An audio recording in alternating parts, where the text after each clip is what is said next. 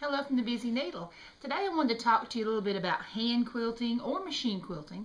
A lot of these principles work the same. Here I have a quilt that is almost quilted. All I have left is this last corner.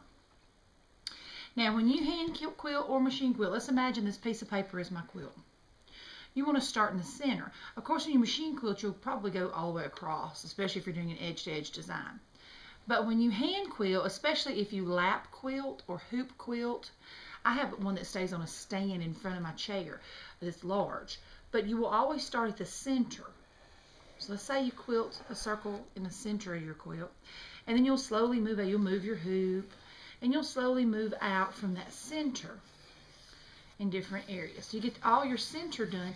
Then you usually work on your border. Now, take this tip from me. My first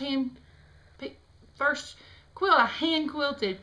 I started on my border, and you need to work your border in basically the same fashion, but not me. I had all this quilted all the way around, all in the center, and then when I got to the border, I started and I just quilted all the way down and did this whole corner, and came back here and went all the way down and did this whole corner.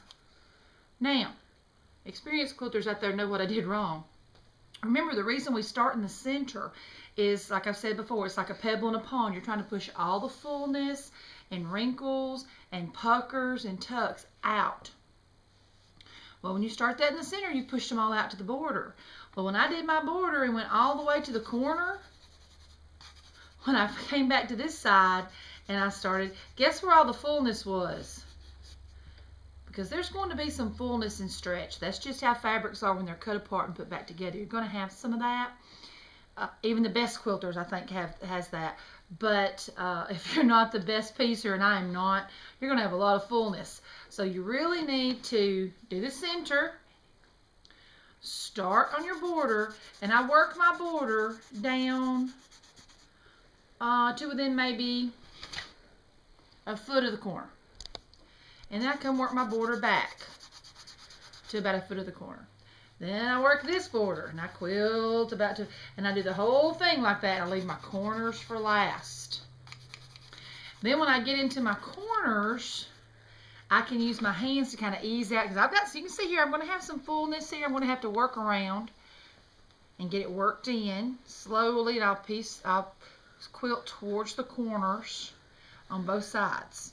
Okay, and even then you're going to have some fullness. That's just part of it. And again, I use cotton batting. When it's washed and dried, it's going to cover up a lot of problems because it will shrink and draw up and curl. So just remember, don't do your corners until you've done all the rest of your quilt and all of your border. Then come in and work on your corners carefully and try to push out any fullness, any wrinkles, any puckers you might get. So, hope you all have a good evening.